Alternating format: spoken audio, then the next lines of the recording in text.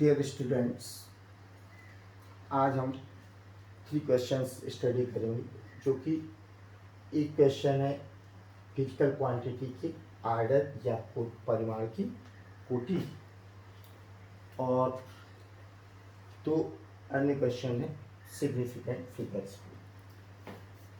First question, define order of magnitude of a physical quantity, how is it determined, give some example. किसी भौतिक राशि की परिमाण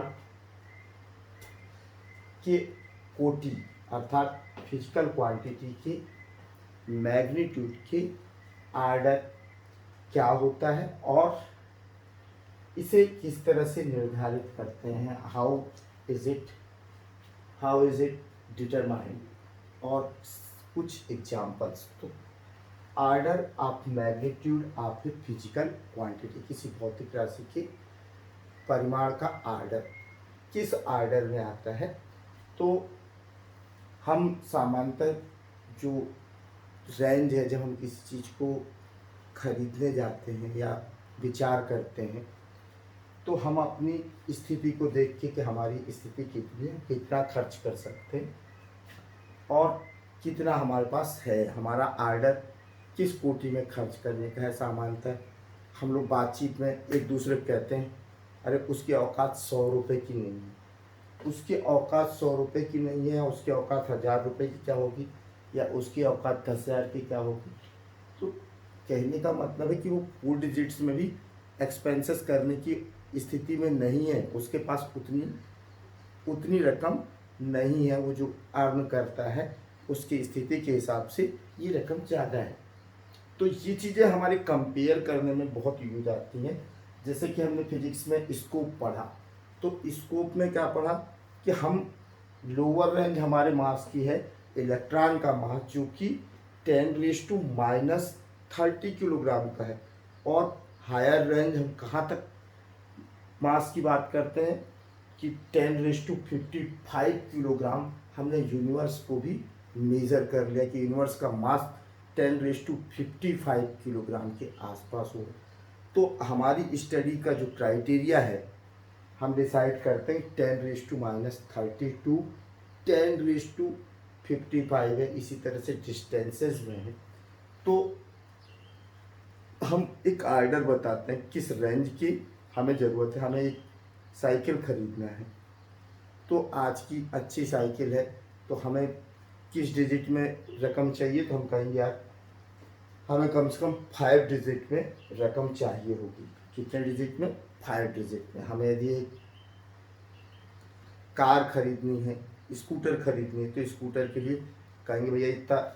अब स्कूटर भी हमारी किस में आ जाएगी? 10⁵5 डिजिट के में ही लाइज करेगी। 10⁵5 में हमें मालूम है कि स्कूटर भी हमें मिल जाएगी। लेकिन जब हम कार की बात करेंगे तो ये 10⁶ to 10�7 में चली जाएगी। 10⁶ to 10�7 के आर्डर में चली जाएगी। मतलब यदि हमारे पास इतनी स्थिति है, हम 10⁶ to 10�7 के बीच लाइज करते हैं या स्थित हैं, हम उतनी रकम खर्च कर सकते हैं, तो हम उस मैग्नीट्यूड को हम उसको खरीदने की सोचें। इसी तरह से इसके जो आपके बेनिफिट्स क्या है, जैसे हमें मालूम है कि प्रोटॉन का साइज 10⁻15 मीटर के ऑर्डर में है। प्रोटॉन का साइज में का मैग्नीट्यूड, जो फिजिकल क्वांटिटी प्रोटॉन है, प्रोटॉन के साइज का मैग्नीट्यूड क्या है? 10⁻15 मीटर के ऑर्डर में है। और न्यूक्लियस का साइज 10⁻14 के ऑर्डर में। इसका मतलब क्या हुआ कि जो न्यूक्लियस है वो प्रोटॉन से 10 टाइम्स कितना? 10 गुना बड़ा है। जो आपका न्यूक्लियस नाभिक है वो प्रोटॉन की तुलना में 10 गुना बढ़ा है। और यदि हम एटम की बात कर लें, तो ये हाइड्रोजन एटम की जो साइज है वो 10⁻10 मीटर होता है। 10⁻10 मीटर के ऑर्डर में होता है। इसका मतलब है कि प्रोटॉन के कंपैरिजन में जो हमारा एटम का साइज है वो कितने गुना है? 10,000 गुना। कितना अधिक है? 10,000 गुना ज़्यादा बड़ा है। ऐसे हमें समझ में आता कि जो एक स्मॉलर प्रोटॉन है, एक स्मॉलर न्यूक्लियस है, एक एटम है। हमने कहा एटम बहुत छोटा है, फिर न्यूक्लियस भी बहुत छोटा है, प्रोटॉन उससे भी छोटा है। तो कौन किससे कितना छोटा है, ये ऑर्डर जो है हमें बहुत अच्छे से समझाते हैं। हमने कहा 10⁻⁻15 के ऑर्डर में कौन है? प्रोटॉन है। 10⁻⁻14 के ऑर्डर में न्यूक्लियस है। और यदि हाइड्रोजन एटम की बात करें तो ये 10⁻10 मीटर की। तो हम आपस में कंपेरिजन करें कि प्रोटॉन के कंपेरिजन में न्यूक्लियस की साइज 10 टाइम्स 10 गुनी ज़्यादा है, और प्रोटॉन की कंपेरिजन में हाइड्रोजन एटम की साइज कितने गुना ज़्यादा है? 10,000 गुना ज़्यादा है। जबकि जो आपका न्यूक्लियस है वो भी उससे कितना, माने 1,000 गुना बड़ा है। किसकी कंपैरिजन में? न्यूक्लियस की तुलना में, न्यूक्लियस के कंपैरिजन में आपका जो एटम का साइज है वो लगभग 1000 गुना ज़्यादा है। अब यदि अपन सोचें तो समझ में आता है कि इस जो मैक्रो क्वांटिटीज़ हैं, बड़ी राशियाँ, उनमें कंपेयर करें कि छोटे से एटम, माने एटम कितना छोटा है कि हमें सूक्ष्म आंखों से दिखाई नहीं देता। उसके अंदर उससे भी सूक्ष्म न्यूक्लियस है, न्यूक्लियस के अंदर उससे भी सूक्ष्म कौन है? प्रोटॉन है। इन सब की साइज की हमने आर्डर के कारण कंपेरिजन कर लिया। तो आर्डर हमारे लिए इसलिए इम्पोर्टेंस रखता है। तो किसी भी फिजिकल क्वांटिटी का हम आर्डर डिसाइड करते हैं। तो फिजिकल क्वांटिटी का आर्डर क्या है, एक बार और डिफाइन कर देते हैं। The order of a physical quantity is that power of 10 which is closest to its magnitude. It gives an idea about how big or how small a given physical quantity is. कोई physical quantity कितनी विशाल है और कितनी छोटी है, इस चीज़ का जो पता हमें किससे लग सकता है? उसके मैग्नीट्यूड के आर्डर से, उसके परिमाण की कोटि से हम बता सकते हैं कि वो फिजिकल क्वांटिटी कितनी विशाल या कितनी स्मॉल हो सकती। तो आर्डर ऑफ मैग्नीट्यूड क्या है?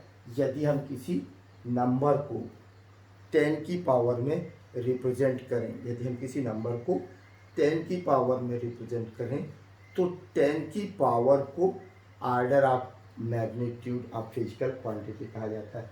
यदि किसी भौतिक राशि के मैग्नीट्यूड अर्थात परिमाण को, यदि किसी भौतिक राशि फिजिकल क्वांटिटी के मैग्नीट्यूड को हम नंबर मैग्नीट्यूड को किस में करें? 10 की पावर में एक्सप्रेस करें, तो 10 की जो पावर है उस 10 की पावर को ही order of magnitude of physical quantity कहा जाता है।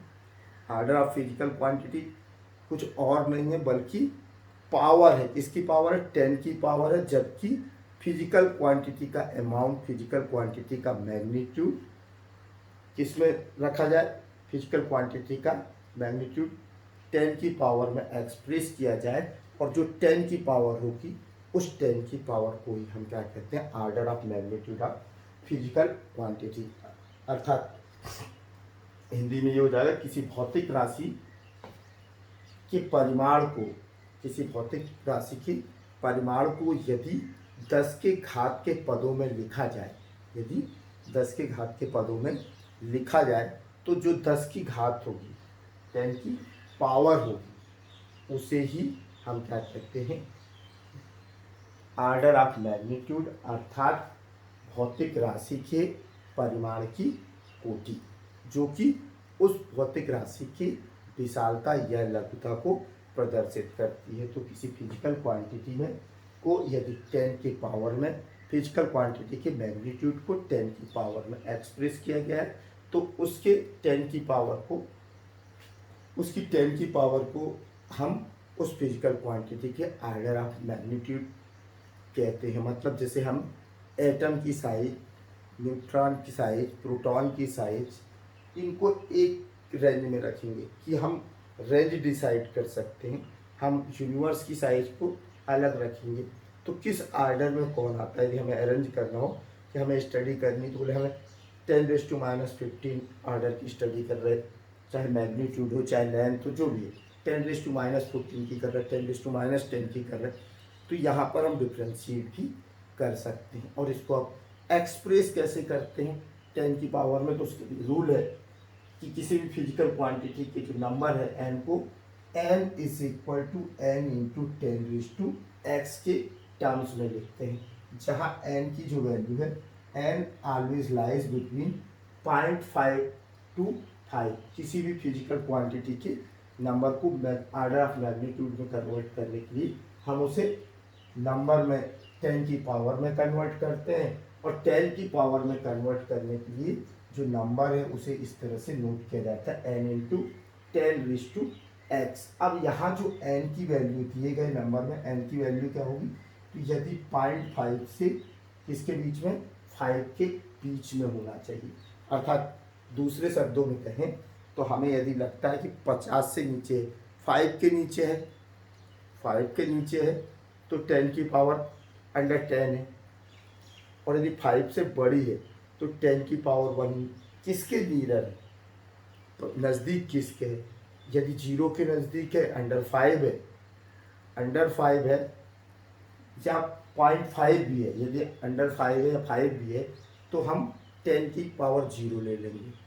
5 से अधिक है, 6 ऐसा 6 to 9 है, तो हम कहेंगे ये ग्रेटर है 5 से, तो 5 से ग्रेटर है तो हम क्या ले लेंगे उसको, हम उसको 10 की पावर 1 में एक्सप्रेस करेंगे। हम उसको किस में पावर में करेंगे, 10 की पावर 1 में। अब 11, 12, 13 ले लेते, 11, 12, 13 किसके, 10 की पावर। अब यहाँ से लेकर 9 से लेकर कहाँ तक, 49 तक, 49 इवन 50 तक, ये किसके नियर होगा, 10 के ज़्यादा नियर माना जाएगा। तो 10 के इनमें तो 49 तक 10 की पावर 1 ही रहेगी। लेकिन यदि 51 से 99 के बीच में है तो ये 100 के ज़्यादा क्लोजेस्ट है, इसलिए क्या हो जाएगा, 10 की पावर 2 हो जाएगी, मतलब ऑर्डर ऑफ मैग्नीट्यूड 2 हो जाएगा।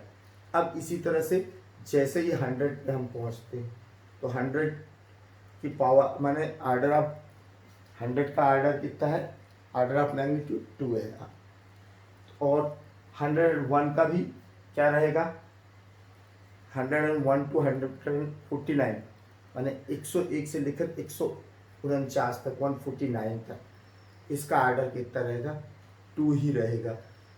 और 2 कहाँ तक रहेगा, 100 के ही ऑर्डर में है, तो उससे ऊपर बढ़ेंगे हम, कहाँ तक जाएगा 2, ये 900 जो है 100 के ऑर्डर में है, तो 900 500 तक, 400 बल्कि 550 तक, 500 तक, टोटल 500 तक इसका ऑर्डर 2 ही रहेगा। लेकिन जैसे ही 551 होता है तो ये अब क्या हो गई, 1000 के ज़्यादा नियर हो गई, तो अब हो गई इसकी ऑर्डर 3। तो कैसे एक्सप्रेस करते हैं देख लो, यदि कोई नंबर 8 है, मैग्नीट्यूड 8 है, तो 8 इज़ ग्रेटर देन 0.5, 0.5 से लेस होता, तो यहाँ पर 8.5 से ग्रेटर है, और 5 के बीच में इज लेस देन आर से इंटू 5, तो 0.5 से 5 के बीच में तो n रहेगा, तो इसको हमने कहा 0.8 इंटू 10⁻1, 0.8 इंटू 10⁻1 क्यों किया, क्योंकि ये 10 की ज़्यादा क्लोज है, तो हमने इसको डेसिमल लिया 10⁻1। लेकिन ये 49 था, इसको हमने किसके ऑर्डर में रखा, और 4 जो इनका 4 है, पहला प्लेस है, वो इसके बीच में रहता है 0.5 to 5 के बीच में है, तो इसको हमने नोट किया 4.9 इंटू 10⁻1, इसका ऑर्डर भी 1 है। लेकिन जैसे यहाँ 52 हुआ तो 52 को हमने 0.52 इंटू 10⁻2 बना। अब हमने ले लिया कि 100 के ऑर्डर में है, 2 के ऑर्डर में है, इसका ऑर्डर कितना हुआ 2। 555 इसका ऑर्डर 3 हुआ, क्योंकि ये मोर देन 500 है, मोर देन 500 तो 0.555 10⁻³ आर्डर ऑफ मैग्नीट्यूड 3। 999, अब ये 1000 के ज़्यादा टूरिस्ट है तो 0.199 10⁻³ जबकि हम यदि 400 लेते 450 लेते हैं तो 450 क्या हो जाएगा 4.5 10⁻²। तो आर्डर कितना होगा 2। 500 भी लेते हैं तो 500 का आर्डर क्या होगा 5.00 10⁻²। 1001 ये 1000 के लीडर है तो अपन 1000 का हाफ कितना हुआ 1500 तक इसकी आर्डर कितनी रहेगी 3 रहेगी। लेकिन जैसे ही 501 हुआ वैसे ही इसकी आर्डर 4 हो जाएगी। इसकी आर्डर कितनी हो जाएगी 4 हो जाएगी। और यदि ये यहाँ पर 75,300 है तो हमने लिखा है 3 to 5 0.753 10⁻5 इसका आर्डर कितना हो गया 5 की रेंज में। लेकिन यहाँ पर यदि 4 हो जाता यहाँ कितना हो जाता 4 हो जाता तो इसकी रेंज किस में आ जाती इसकी रेंज आ जाती 4 होने पर यहाँ पर 4 हो जाता कितना हो जाता 4 तो वो 10,000 की उसमें चला गया। अभी किस में गया 1 लाख के उसमें ठीक है 0.135 तो यहाँ पर 1 क्या है 0.5 इस लेस देन माने 0.5 से जो छोटी क्वांटिटी होगी वो डेसिमल के बाहर आ जाएंगी। तो ये क्या हुआ 0.135 तो इसको हमने नोट कर दिया 1.35 10⁻²। 1.535 10⁻²। तो इसकी मैग्नीट्यूड कितना हो गया -2 और 0.05 0.05 और 5 is less than are same to दोनों को हटा दिया हमने डेसिमल को हो गया 5 × 10⁻²। इसी तरह से 0.99 जो है वो 100 के करीब है मैंने 1 के करीब 0.99 तो 0.1 के करीब होगा। तो हमने क्या किया 10⁻0 इसकी आर्डर कितनी हो गई 0 की। तो ये आपका हुआ order of magnitude of a physical quantity.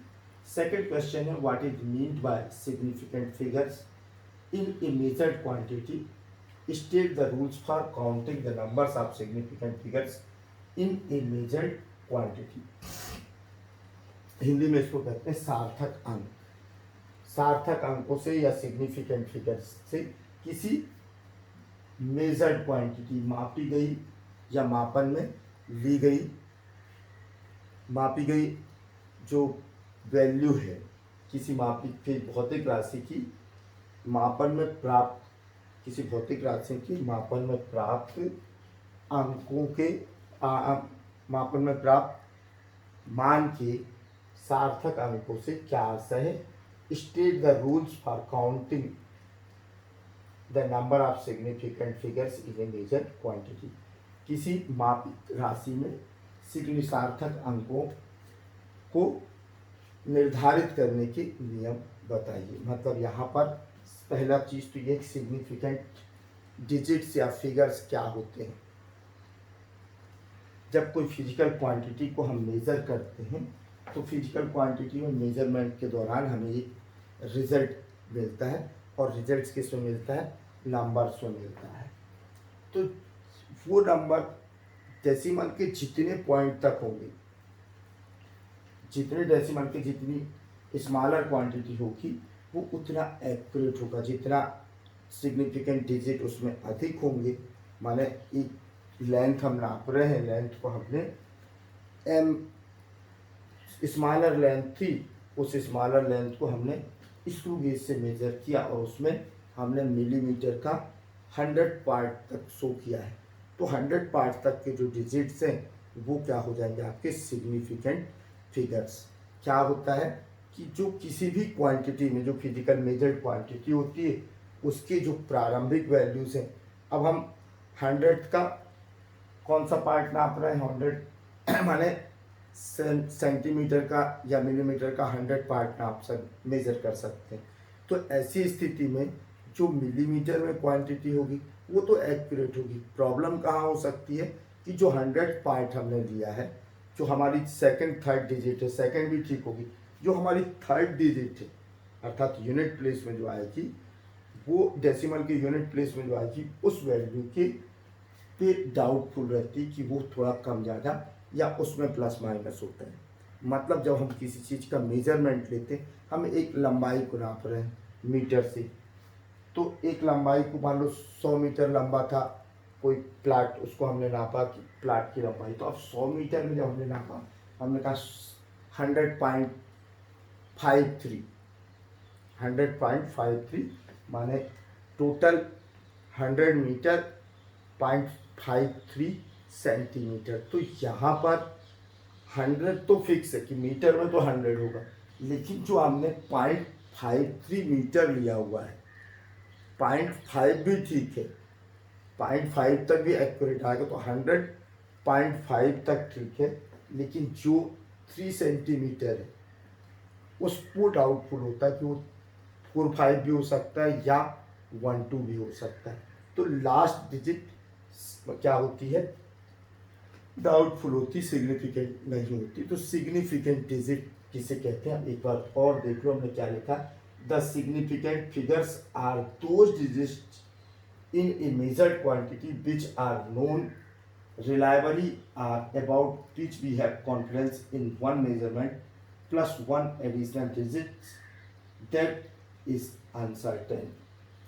किसी भी, यही चीज मैं बोल रहा था कि किसी भी मेजरमेंट के दौरान, किसी भी मेजरमेंट के दौरान मेजर की गई जो वैल्यू है, जिस मेजर की गई वैल्यू पर, जिस मापित की गई वैल्यू पर हम कॉन्फिडेंट हैं कि ये टोटल सही है, इसमें किसी तरह की एरर नहीं हो सकती, उन फिगर्स को हम क्या कहते हैं, सिग्निफिकेंट फिगर्स कहते हैं।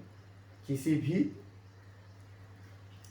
फिजिकल क्वांटिटी की मेजरमेंट में प्राप्त मेजर्ड क्वांटिटी के वो डिजिट्स, वो क्वांटिटी, वो डिजिट्स जिन पर कि हमें कॉन्फिडेंस होता है कि इसके मेजरमेंट में, इसके मापन में किसी प्रकार की कोई एरर नहीं की गई है या कोई एरर नहीं हो सकती, उसे उस मेजर्ड क्वांटिटी के सिग्निफिकेंट फिगर्स या डिजिट कहा जाता है, और हिंदी में इसे कहते हैं सार्थक अंक। तो वो सार्थक अंक होते हैं। इसके बाद इसके रूल्स हैं। तो रूल्स क्या है, all non zero digits are significant digits, all non zero digits are significant, so 2.35 है 3 सिग्निफिकेंट फिगर्स। मतलब यदि हमने किसी की वैल्यू मेजर की है 2.35, तो उसमें टोटल कितने नॉन जीरो डिजिट्स हैं, 3 डिजिट्स हैं।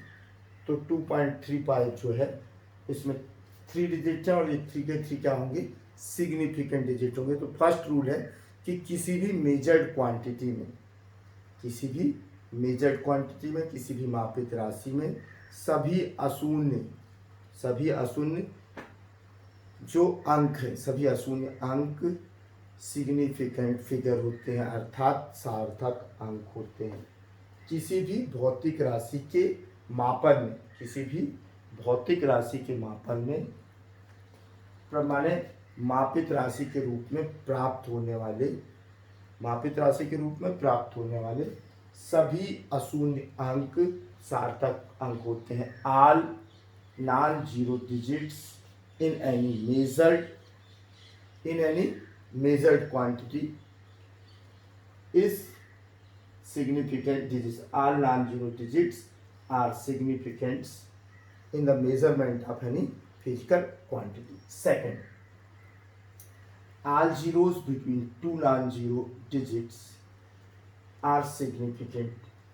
यदि टू नॉन जीरो एलिमेंट्स के, टू नॉन जीरो डिजिट्स के बीच में जीरोस आ रहे हैं, तो all zeros will be significant digits. यदि टू नॉन जीरो डिजिट्स के बीच में क्या आता है, टू नॉन जीरो डिजिट्स के बीच में कोई डिजिट आता है, तो वो ये एग्जाम्पल देने के लिए बढ़िया रहेगा, एक्सप्लेन करने के लिए आप लोग को। तो इसको मैं मतलब ये तो हो गया 2 3 4 5 फर्स्ट रूल हमने पढ़ा था। इसमें पॉइंट से मतलब नहीं है, इसमें नॉन जीरो डिजिट्स कितने हैं 4, 1 2 3 4। तो जितने भी डिजिट्स होते हैं ये किसी की फिजिकल, मान लो मीटर लेंथ हमने नापी कि 234.5 मीटर, तो 2 3 4 5 4 डिजिट है, तो इसका सिग्निफिकेंट फिगर कितना हो गया 4। फर्स्ट रूल था हमारा कि all non-zero digits of any measured physical quantity are significant digits। किसी भी भौतिक राशि के मापन में प्राप्त सभी अशून्य अंक सिग्निफिकेंट या सार्थक अंक कहलाते हैं। तो इसका सिग्निफिकेंट डिजिट कितना हुआ 4। अब सेकंड रूल है all zeros between two non zero digits are significant digit. किन्हीं भी अब हमने दिया 200, 5, 7 या 205, 3, 4 मीटर। तो इसमें क्या हुआ ये 2 नॉन जीरो 2 और 5, 2 और 5 क्या है 2 नॉन जीरो एलिमेंट, तो इनके बीच के दोनों जीरो भी क्या होंगे सिग्निफिकेंट डिजिट होंगे। तो 1 2 3 4 5 6, इसमें कितने सिग्निफिकेंट डिजिट हो गए 6 सिग्निफिकेंट डिजिट हो गए। तो all zeros between two non zero digits are significant. इसी तरह से हम ले लें, जैसे मैंने एग्जांपल दे रखा 405 हैज़ 5 सिग्निफिकेंट डिजिट, कितने 5 सिग्निफिकेंट फिगर्स। ऐसा सिग्निफिकेंट फिगर्स के लिए लिखा, मतलब कि यदि किसी मेजर्ड फिजिकल क्वांटिटी या मापी गई भौतिक राशि का मान दो सार्थक अंकों के बीच में, दो अशून्य अंकों के बीच में जीरो, जितने जीरो आते हैं किसी भी दो अशून्य अंकों के बीच में यदि जीरो आ रहे हैं तो ये सभी जीरो सार्थक अंक होंगे, ये सभी जीरो सिग्निफिकेंट डिजिट होंगे। Third, all zeros to the right of a non zero digit, all zeros to the right of a non zero digit but to the left of a decimal point are significant. All zeros to the right of a non zero digit, तो मतलब इसका कहने का ये हुआ कि 2 3.00 कितने significant digits हुए 4 सिग्निफिकेंट डिजिट्स। क्या बोल रहा है all zeros to the right of a non zero digit, सभी अशून्य माने नॉन जीरो डिजिट के बाद आने वाले सबके राइट में आने वाले सभी जीरो सिग्निफिकेंट डिजिट्स होते हैं। All zeros to the right of a non zero digits but to the left of a decimal point are significant, but to the left of a decimal point, left of a decimal points are किसके बाद digits के non zero digits के बाद आ रहे हैं और left decimal के left में है, इसके राइट में है और डेसिमल के लेफ्ट में हो, तो वो सभी क्या होंगे सिग्निफिकेंट्स। मतलब किसी भी नॉन जीरो डिजिट्स के बाद नॉन जीरो डिजिट के बाद आने वाले जो जीरोज हैं वो भी क्या होते हैं किसी भी अशून्य अंक के बाद, अशून्य अंक माने शून्य को छोड़कर किसी अन्य अंक के बाद आने वाले जीरो, ट्रेलिंग जीरो जो कहलाते हैं वो सिग्निफिकेंट डिजिट होते हैं। All zeros to the right of a decimal point are significant, all zeros to the right of a decimal point are significant. तो ये होगा 2.46.00 सेंटीमीटर है 3, 4 and 5 significant figures. All zeros to the right of a non-zero digit but to the left of a decimal point are significant। माने इसको इस तरह से भी लिख सकते हो,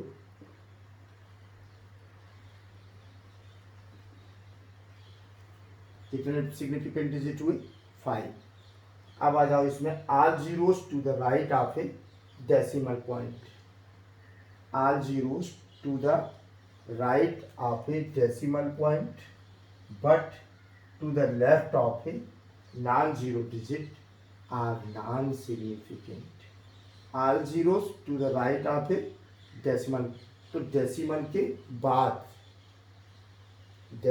के बाद लेकिन नॉन डिजिट के पहले, डेसिमल के बाद लेकिन माने 0.004 कितने सिग्निफिकेंट डिजिट हुए?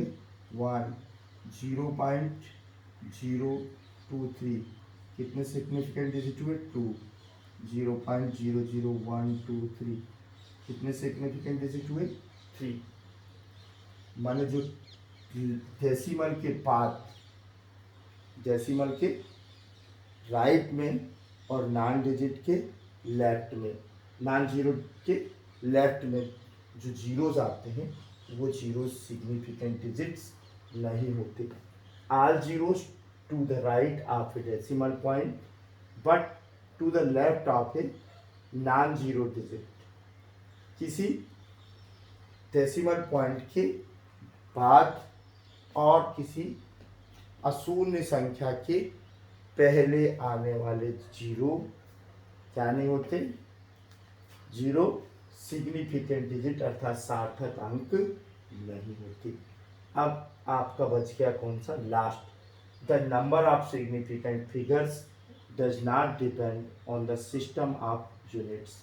कहने का मतलब है कि एक सिस्टम से यदि यूनिट को दूसरे सिस्टम में कन्वर्ट किया जाए तो सिग्निफिकेंट डिजिट्स के नंबर चेंज नहीं होती, माने सिग्निफिकेंट डिजिट्स उतने ही रहेंगे, अर्थात change of units does not depend on the number of significant figures does not depends on the system of units. तो सिस्टम ऑफ यूनिट्स पर ये निर्भर नहीं करते, माने जो सिग्निफिकेंट डिजिट्स हैं वो किसी भी सिस्टम में मात्रक परिवर्तन कर देने पर भी, मात्रक या यूनिट्स को परिवर्तन कर देने पर भी सिग्निफिकेंट डिजिट्स वही बने रहते हैं। अब ये देखो, ये 2.5 मीटर है, इसमें कितने सिग्निफिकेंट डिजिट हैं? 2। 2.5 मीटर सिग्निफिकेंट डिजिट 2। अब इसको हम किलोमीटर में लिख लें तो क्या हो जाएगा? 0.0025, इससे 1000 से डिवाइड कर दिया हमने तो आ गया था 0.25 किलोमीटर। इसमें कितने डिजिट हैं? 2, दोनों में 2 ही है। अब इसे हम यदि सेंटीमीटर में कर दें तो 2.5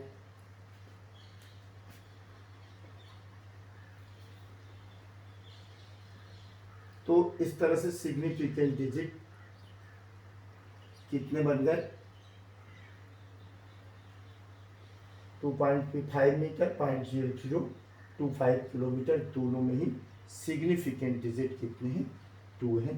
तो सिस्टम चेंज ऑफ सिस्टम मात्रक परिवर्तन का या यूनिट परिवर्तन का सिग्निफिकेंट डिजिट पर कोई प्रभाव नहीं पड़ता, सिग्निफिकेंट डिजिट्स उतनी ही बनी रहती हैं। अब यहाँ एक क्वेश्चन और है सिग्निफिकेंट डिजिट पे, state the rules for determining the significant figures in the sum difference product and division of 2 numbers. जब हम सिग्निफिकेंट डिजिट से एक से अधिक फिजिकल क्वांटिटी की सिग्निफिकेंट डिजिट मेजर्ड वैल्यूज दी जाती है और उन पर प्लस माइनस इनटू या डिवीजन का ऑपरेशन करते हैं तो इन ऑपरेशन के परिणाम स्वरूप हमें कुछ रिजल्ट मिलते हैं और वो रिजल्ट मेजर रिजल्ट से डिफर हो सकते हैं। कैसे? क्योंकि किसी भी मेजर्ड जो क्वांटिटी है, कैलकुलेटेड क्वांटिटी जो हमारी कैलकुलेट की गई है, जोड़ी गई या इन ऑपरेशन को लगाने के बाद प्राप्त की गई जो क्वांटिटी है वो कभी भी मेजर्ड क्वांटिटी से अधिक नहीं हो सकती। तो इसलिए उसे हमेशा मेजर्ड क्वांटिटी से अधिक नहीं हो सकती, उसे मेजर्ड क्वांटिटी की रेंज में ही रहना चाहिए। इस नियम को फॉलो करने के लिए, इसको बनाए रखने के लिए कुछ नियमों का उपयोग किया जाता है। जैसे किसी भी जो हमें फिजिकल क्वांटिटी दी गई है, सब मेन रूल यही है, सम, सब्ट्रैक्शन, प्रोडक्ट और डिवीजन।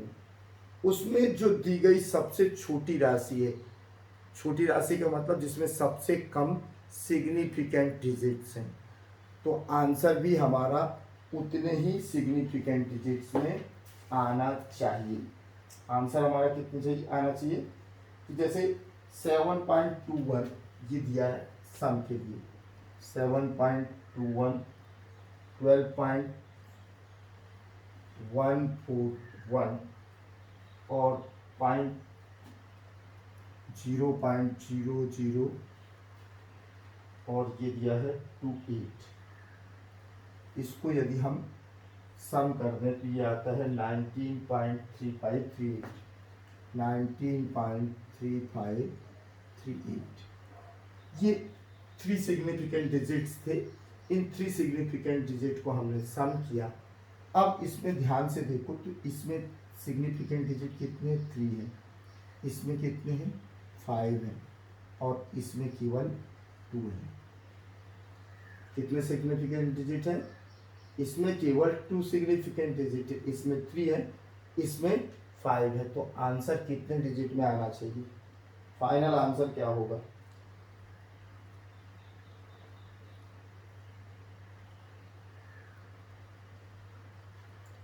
तो यहाँ पर जो सबसे छोटी क्वांटिटी माने सबसे ये 3 का है, तो यहाँ पर आंसर कितना आना चाहिए? 19.35। तो डेसिमल की बाद केवल 2 डिजिट्स ही हम ले सकते हैं। डेसिमल के बाद कितने डिजिट ले सकते हैं? 2 डिजिट्स ही हम ले सकते हैं। तो यहाँ पर इन्हीं रूल्स को the result of an arithmetic operation involving measured values, तो the result of an arithmetic operation involving measured values of quantities cannot be more accurate than the measured values themselves. The result of an arithmetic operation, किसी भी arithmetic जो operations है, धन plus minus into division का जो result है, जो परिणाम है, involving measured values of quantities can not be more accurate then the measured values themselves. Physical quantities की मेजर की गई वैल्यू, मापित की गई मान से किसी भी और मापित की गई मान को पर अरिथमेटिक ऑपरेशंस अर्थात उन्हें जोड़ने, घटाने, गुणा या भाग करने पर जो प्राप्त वैल्यू है, जो प्राप्त मान है, वो मापित की गई राशि के से ज़्यादा एक्यूरेट नहीं हो सकता। मापित की माने कहने का मतलब जो हमने मेजरमेंट किया है वो एक्यूरेट क्वांटिटीज़ हैं, उनका सम, उनका सब्ट्रैक्शन, उनका प्रोडक्ट और डिवीजन, उससे प्राप्त जो क्वांटिटी है उससे ज़्यादा एक्यूरेट नहीं हो सकती। So certain rules have to be followed while doing arithmetic operation with significant figures. इसलिए जब हम सिग्निफिकेंट फिगर्स के साथ इन ऑपरेशंस को करते हैं तो हमें कुछ रूल्स को फॉलो करना होता है। Significant figures in the sum or difference of 2 numbers in addition और subtraction. The final result should be reported to the same number of decimal places as that of the original number with minimum number of decimal places। मतलब जो अभी हमने question किया उसमें 7.21 plus 14.9 141 और इसके बाद था सम किया था 0.0028 और आउटपुट मिला था, रिजल्ट हमें मिला था 19.3538। अब इसमें जो सबसे कम डेसिमल प्लेसेस है किसमें है, 7.21 में है। तो 7.21 में केवल डेसिमल के बाद 2 डिजिट्स है। तो जो आंसर है वो क्या कह रहा है,